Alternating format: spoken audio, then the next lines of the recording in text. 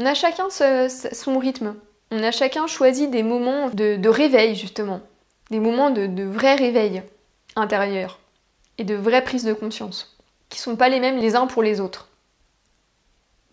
Et on le voit d'ailleurs quand on raconte chacun nos vies, on n'a pas vécu les mêmes choses au même moment. Même si on peut se reconnaître dans plein de choses les uns les autres, on se reconnaît. Hein. Parce qu'en fait, ce que l'on vit, on vit des choses qui sont complètement universelles en fait. Et quelquefois, nous, on les rattache, on les abrite comme ça à l'intérieur de nous, comme s'il n'y avait que nous qui avions vécu ça.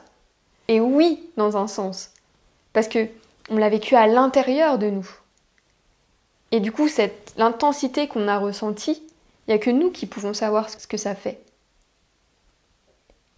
Et en même temps, il y a plein d'autres gens qui ont vécu cette chose-là, mais qui l'ont peut-être pas vécu de la même manière. Et c'est ça qui est un peu dommage, en fait, ou pas, parce que je dirais qu'il n'y a pas de dommage, mais quand on se compare les uns les autres. On compare avec nous ce que nous ressentons à l'intérieur, ce que nous éprouvons, à partir de notre monde intérieur à nous. Et on compare un autre monde, donc on compare, ce que je dis un peu crûment, mais on compare des choux et des carottes. Ça n'a rien à voir. Les uns les autres, dans ces aspects-là, c'est ça qui est toujours difficile à intégrer. C'est qu'on n'a rien à voir et en même temps, on a tout à voir. C'est toujours ce principe en fait d'inversion, de dualité en fait intérieure, c'est cette unicité et cette universalité. Dans l'universalité, on a tout à voir. On est tous un, on est tous un fractal en fait du divin. Donc on est ce divin. Mais dans notre principe inverse d'unicité, on est tous uniques. Et on est tous une vibration singulière qui n'est comparable à aucune autre. La comparaison devrait être vue pour nous-mêmes comme une possibilité de se jauger, mais non pas de se juger. C'est-à-dire jauger sa vibration. Imaginons votre vibration, votre lumière, elle est bleue, c'est cette couleur, ce son.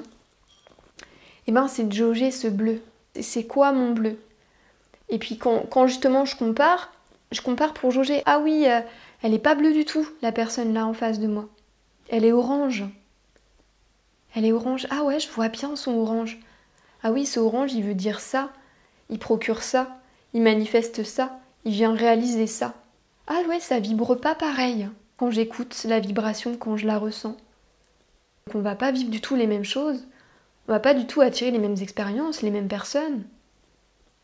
Ah oui, d'ailleurs, quand je regarde que cette personne vibre ou propose, ça me parle sans me parler. Donc moi, en fait, il faut que je sois mon bleu. Ah, ça me permet de voir que, mais ouais, moi, je suis bleu. Il faut vraiment que je m'applique à vibrer ce bleu-là.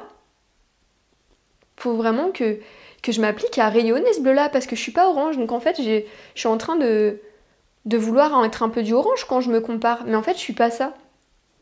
Donc je vais devoir reprendre ma posture intérieure, me recentrer à l'intérieur, recentrer. Donc ça veut dire rechercher mon centre, me centrer à nouveau dans mon bleu et goûter à ce bleu-là pour le laisser du coup émaner et rayonner à l'intérieur de moi et à l'extérieur de moi. Voilà ce que pourrait être la vraie comparaison pour se recentrer et se jauger en fait soi-même, mais se recentrer à l'intérieur de soi et pouvoir se regarder à l'intérieur et découvrir cette singularité qui vibre en nous et puis la laisser être, tout simplement.